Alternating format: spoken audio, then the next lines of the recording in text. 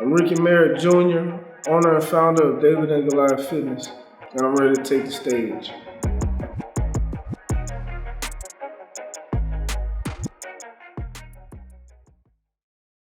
What is David and Goliath Fitness? I don't know how to answer that question. David and Goliath Fitness is not just about physical fitness. David and Goliath Fitness is about physical fitness, mental fitness, and emotional fitness. When you first opened up the gym, how was that experience? Was it exciting? And how many people were you training, if any at all? Were you more so in a mode where you were training yourself or something? Well, it was kind of exciting, but disappointing at the same time, because I knew, like, once I posted it on social media that I'm beginning to train people, I just thought I was just gonna blow up, you know what I'm saying? Yeah. And got like a bunch of people that say, hey, I wanna train. But only a few people were actually serious about training. So it's kind of disappointing to see that, you know, I thought it was just going boom, I'm gonna be a big person trained just like that. Nah, it don't happen like that. Where did you and Ricky Merritt meet, man? How did y'all run into each other? We met working in law enforcement back in 2016. We both served in the military at the time. We became fast friends, and then basically he offered to give me workouts because I was trying to get a little bit bigger and stronger. I met Ricky about last year on Instagram when I wanted to get back into shape, because at first I was like overweight and wanted to get back into shape because I was slacking because, you know, college weight. My name is John Armstrong. I mainly got into boxing because of my temper. Like, I have a bad temper. So, you know, instead of punching on things that, you know, either cause harm to me or cause harm to somebody else, I hit the bag. Why not?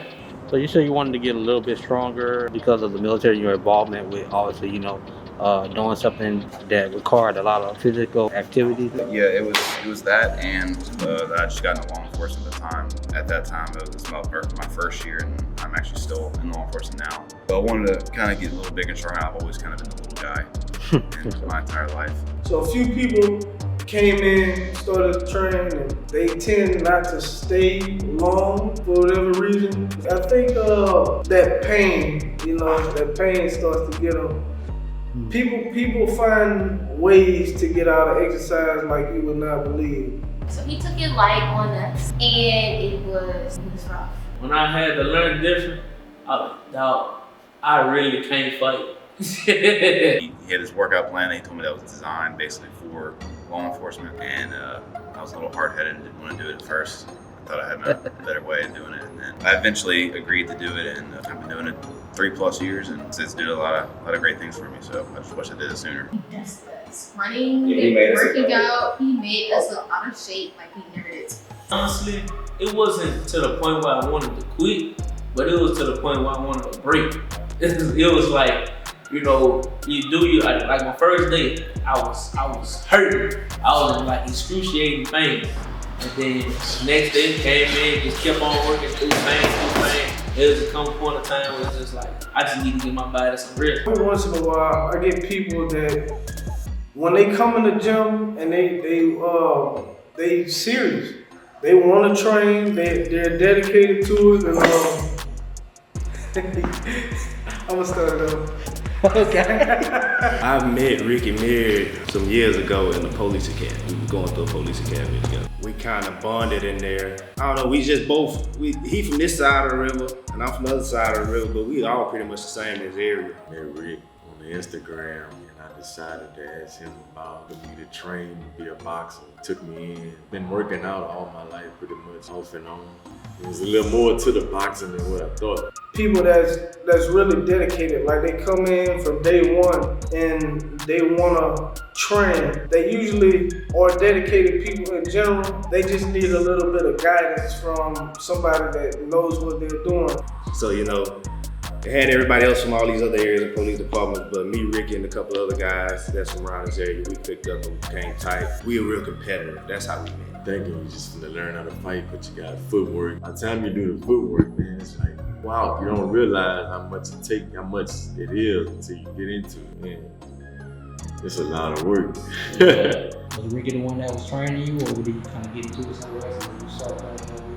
No, I definitely got into it with Ricky. And my first experience with boxing was, I was always an athlete, football, and things like that, but the cardio for boxing, it's something you can't prepare for. You gotta box to be prepared for boxing. That's just that simple. There's no other thing that's gonna prepare you for that. It's just a part, another layer to the experience that I'm trying to get. I want to make you uncomfortable. Not just be successful, like meeting your fitness goals. I want you to be able to take this into life, and it's gonna be hard. 3, 1, 2, 3. Wait. I'm Brianna. Who else? I don't know. Who is this to you? My wife, Okay. my girlfriend of 6 years. Alright. Alright, so My thoughts about it are pretty good. It's time consuming, but I think that his results are amazing. Results people get back from actually sticking to it. Different people, they'll come and text him months later like, oh, look at my results. I'm bigger, I'm faster, slimmer. I may not see like the scale result people would say, or they'll like see like the end results. Like you see a difference in what they wear, how they wear their clothes. It boosts their confidence up as well. So I feel pretty good about it. I feel like if he keep on going, it could be a major impact with the community. The boxing gloves are to protect the other person, but that's also why boxing is the most dangerous sport, because people take too many hits to the head. It's even safer than, like, say, mixed martial arts. I mean, it's more dangerous than mixed martial arts and like football, bare knuckle fighting. Boxing is more dangerous than that because with the addition of the gloves to boxing, people could withstand a whole lot more punishment, and it results in a whole lot more head injuries from getting beat upside the head a lot of times. So sometimes I don't feel like I have as much support from home. Basically, as far as like what I want to do, they just look at it as, oh, this just a phase or just something extracurricular. But when I say it's my passion and my dream, that's what I mean. So I kind of feel bad sometimes, like, you know, why are you not on board? You know, this is what I want to do.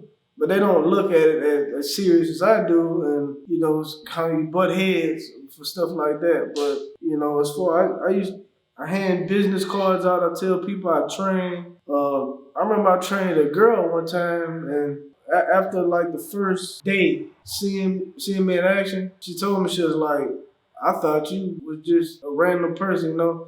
I decided to come train with you just to see what you about, and I realized you was the real deal. But first when you approached me, I just thought you was just some dude trying to just say he's a trainer until they seen it happen. So a lot of times I tell people I'm a boxing coach, or I teach boxing or whatever. They kind of just like brush it off, you know, like I can say, hey, you know, no, I like this job and I like the schedule because I get off at a decent time, and then I can go train people in box. They be like, oh, okay, like, like that's it. My parents supported me in a different way, you know.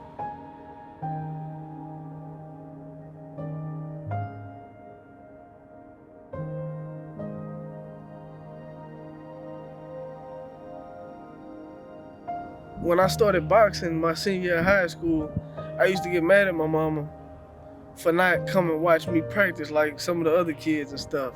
So I'd be like, Mom, why you see, you don't love me like that. Why you don't come watch me practice, watch me train, this and that? She say, who let you use their car every day? Who put gas in it for you? You know, me being 18, I'm thinking the worst. But I had to think about it, like, it wouldn't have been possible for me to even begin boxing without her letting me use her car, her putting gas in it. Never thought about it. I was just being selfish.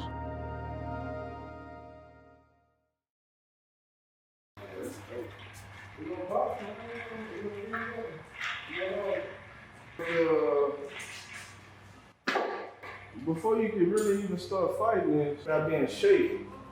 So you look like you're in pretty good shape, but boxing shit get a little different sometimes. So we'll see. Go outside for about a mile-ish.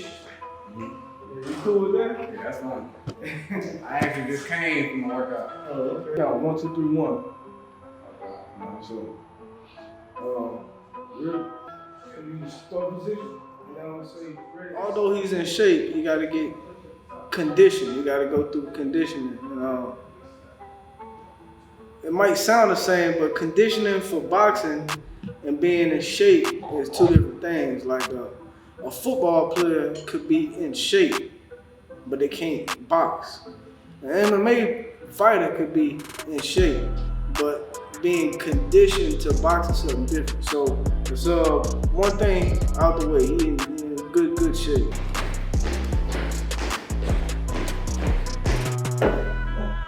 I am Anthony Grant. I'm soaked right now from learning basic stuff. Techniques are important. You'll get messed up if you don't know the technique. Language is learning how to have that muscle memory, let it come natural. When you fighting somebody, you don't just be punching and you gotta feel that person out and you gotta be paying attention to their eyes pretty much. So you watching what their eyes doing and you moving with that, you testing it, you looking, you watching, you always looking at watching. I like Ricky. He knows his stuff.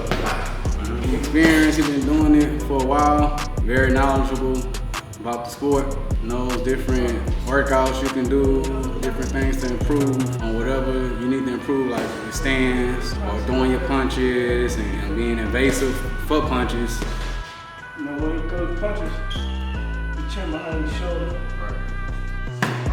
I was more so just showing him that boxing is like a chess game where you always gotta think. So we would do a certain move or something like a slip or roll, and then I would give him a brief demonstration on how to apply certain movements, or if something happened when we was moving around a little bit, then I explained to him what I did and why I did it. The run is good. It gets the blood flowing, it gets you warmed up, loosens you up, gets you conditioned for actually doing the boxing. Pretty much loosening your mind, talking, and getting you ready to go train. When I train someone, I want to get to know them as a person. I want to help build confidence. I want to help motivate them to do things in life. With my training techniques and training methods that I use, I usually end up making friends versus just clients. I don't know which direction I want to go yet. It's just so much stuff I could do. I think boxing is my passion. Also like strength and conditioning, but I'm leaning more towards the boxing training.